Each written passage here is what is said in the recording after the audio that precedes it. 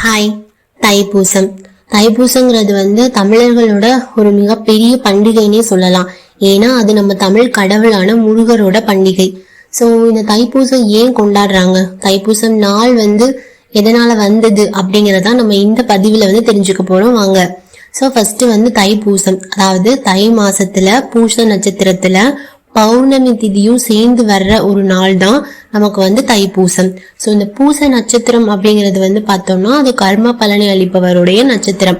So இந்த தைப்பூசத்துல பாத்தீங்கன்னா நம்மளுடைய முருகருக்கு பார்வதி தேவி அவங்களோட வேல் கொடுத்திருக்காங்க. அதுதான் ஞான வேல்னு சொல்லுவாங்க. இந்த வேல் வச்சுதான் அவர் என்ன பண்ணாரு அப்படின்னா சூரபத்மனையும், அதாவது தேவர்களுக்கு காப்பாத்திருக்காரு. அதாவது கெட்டதை அழிச்சு நல்லதை காப்பாத்தினதுக்கு காரணமா இருந்த அந்த வேல் நம்மளுடைய முருகருக்கு கிடைச்ச நாள் இந்த தைப்பூசம். அதனாலதான் இந்த தைப்பூசம் ரொம்ப ரொம்ப சிறப்பா பழனியில கொண்டாடுறாங்க. ஏன்னா அந்த பழனியில தான் அவருக்கு பார்வதி தேவி அந்த ஞான வேலை கொடுத்திருக்காங்க. ஸோ பழனியில தான் அந்த தைப்பூசம் ரொம்ப ரொம்ப ரொம்ப ரொம்ப சிறப்பா நடக்கும். ஸோ கிட்டத்தட்ட இது 10 நாளைக்கு மேல நடக்கும் அப்படின்னு சொல்றாங்க.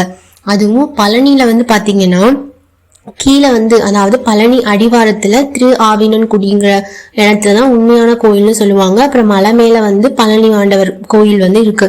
இதை தவிர பாத்தீங்கன்னா அந்த மலை அடிவாரத்துல கீழே பாத்தீங்கன்னா ஒரு அம்மன் கோயிலும் இருக்கும், ஒரு சிவன் கோயிலும் இருக்கும்.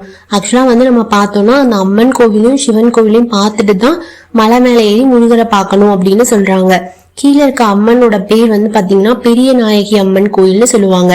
இந்த பெரிய நாயகி அம்மன் கோயில்ல ஆக்சுவலா பாத்தீங்கன்னா மூலவர் நம்மளுடைய அம்மன் தான், பெரிய நாயகி அம்மன் தான். ஆனா பாத்தீங்கன்னா இந்த கோயிலோட சிறப்பு இதுல அம்மாவோட சன்னதிக்கும் நம்மளுடைய சிவபெருமானோட சன்னதிக்கும் நடுவுல முருகரோட சன்னதி இருக்குமா. இந்த முருகரோட சன்னதிக்கு நேராதான் கொடிமரமும் நம்மளுடைய மத்த இது வச்சிருக்காங்க.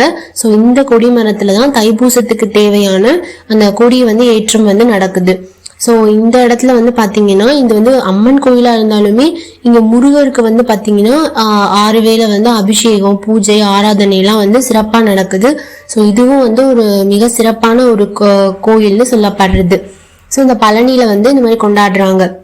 சோ இந்த பழனியில தான் முத என்னெல்லாம் நடந்திருக்கு அப்படின்னு பார்த்தோம்னா பால் குடம் எடுக்கிறது, காவடி எடுக்கிறது, பாத யாத்திரை, இந்த மூணுமே தைப்பூசத்துக்கு ரொம்ப ரொம்ப ஸ்பெஷல். தைப்பூசம் அன்னைக்கு பாத்தீங்கன்னா நிறைய பால் குடம் எடுப்பாங்க. சில பேர் 48 நாள் விரதம் இருந்து பாத யாத்திரையா போயிருக்காங்க. அதுக்கப்புறம் பாத்தீங்கன்னா நம்மளுடைய பாத யாத்திரை, பால் குடம், அதுக்கடுத்து காவடி எடுக்கிறதுங்கிறது ரொம்ப சிறப்பா பழனியில நடக்குது இன்னைக்கும்.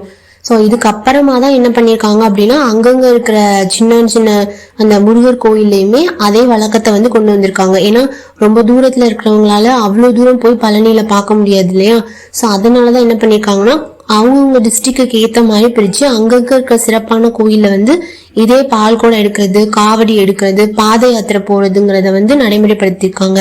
கிட்டத்தட்ட 48 நாள் விரதம் இருந்து இந்த இதை பண்றப்ப நீங்க என்ன நினைச்சீங்களோ அது முருகர் உங்க கையிலேயே கொடுத்துடுறாரு.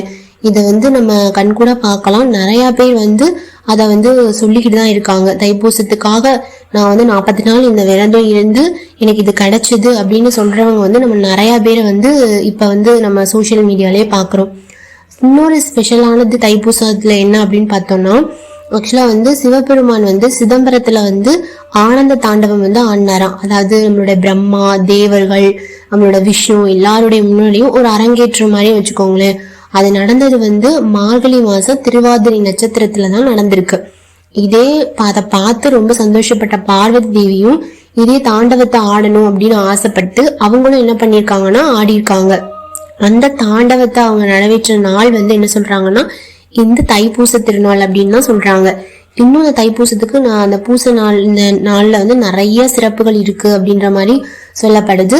ஸோ மெயினா இந்த 2 காரணங்களை நம்ம எடுத்துக்கலாம். ஸோ இந்த தைப்பூசத்து அன்னைக்கு காலையில குளிச்சுட்டு விரதம் இருந்து முருகருக்கு அபிஷேகம் பண்ணி சாமி கும்பிட்டு அப்புறம் மறுபடியும் நீங்க போய் கோயில்ல போய் அவரை தரிசிச்சுட்டு நிறைய பேருக்கு அன்னதானம் கொடுத்தீங்க அப்படின்னா நீங்க நினைச்சது எல்லாமே நடக்கும். ஸோ தைப்பூசத்துக்கு 48 நாள் விரதம் இருக்க முடியல அப்படிங்கிறவங்க இந்த ஒரு நாள் மட்டுமே என்ன பண்ணலாம்னா சிறப்பாவே விரதம் இருந்து நீங்க நினைச்சதை அடைய முடியும். முருகருடைய அருள் உங்களுக்கு கிடைக்கும்ன்ற மாதிரி சொல்றாங்க. ஸோ இந்த பதிவு வந்து உங்களுக்கு பயனுள்ளதாக இருக்கும் அப்படின்னு நான் நம்புகிறேன்.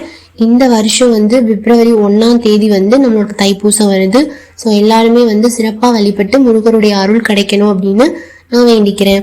அடுத்த வாரம் இன்ட்ரெஸ்டிங்கான ஸ்டோரி இல்லை பதிவோடு நான் அவங்கள வந்து சந்திக்கிறேன். அது வரைக்கும் நன்றி.